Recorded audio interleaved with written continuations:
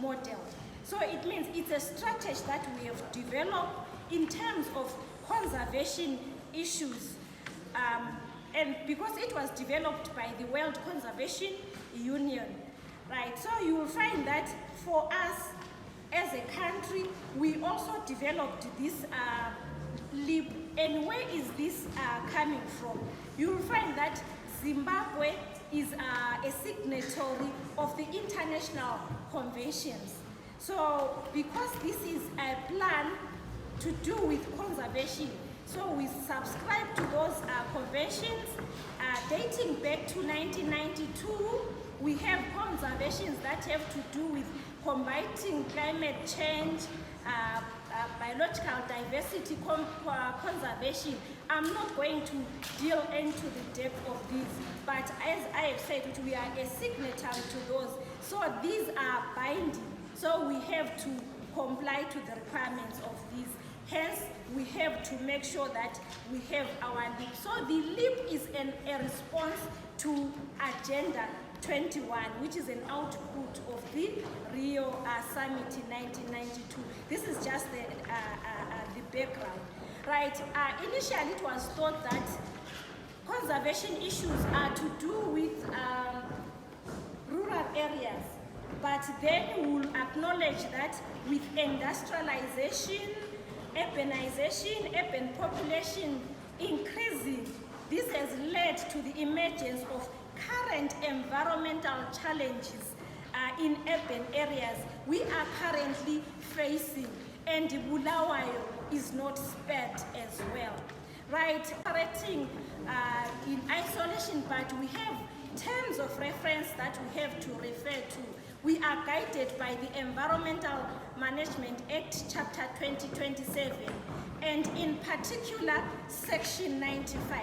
That's where we have so much that is being said about the development of the LEAP. So you'll find that the LEAP program entails the capacity building of local authorities to develop local environment action plans for the management of their environment in their areas of jurisdiction. So this is a mandate for Bulawayo City Council as a local authority to develop this plan. And I'm happy we are not starting from scratch as alluded to it.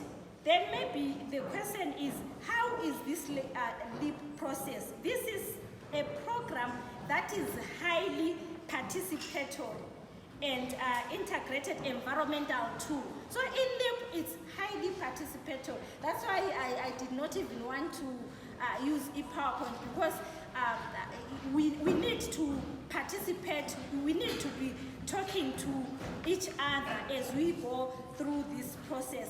And it upholds stakeholder participation. And when I was listening to the introductions, this is very good presentation of the city of Bulawayo, and I'm sure our plan is going to be all-inclusive, because the inputs that are going to come out from this meeting are really going to make Bulawayo prosper because of the plan that's going to come out from this, right?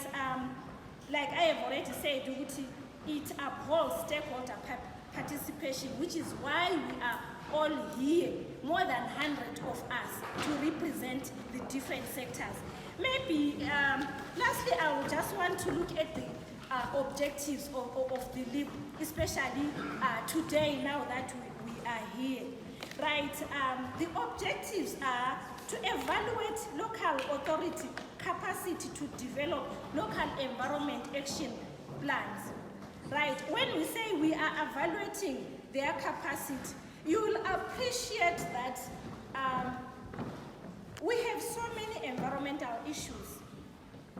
A local authority is the lead authority in managing these, but they cannot do it alone.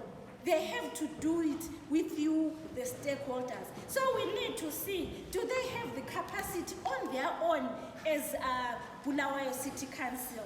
That's what we want to look at. So they can't do it on their own. You are there as stakeholders to input. You are there today to see where are the gaps, where are they lacking. Then you can be able to evaluate and say, Bulawayo can take it this far, and then us as stakeholders can fill in the gaps here and there. Then we also want to assess the implementation of local environment action plans. Like I said previously, that we once had the plan, which I'm sure needs a review from the years that were given. So we want to see when that plan was implemented, what were the strengths, what were the challenges, success stories, where were the gaps. We really want to look at that, the implementation, how far it went. We want to assess that. And then we want to ascertain operational challenges local authorities are faced in fulfilling their mandate. So as we look at how they fared, then we have to see what were the challenges, where were they emanating from? And then from there, once we have identified that, the extent to which the plans were implemented, then we can identify opportunities for collaboration with local authorities and stakeholders that operate within the city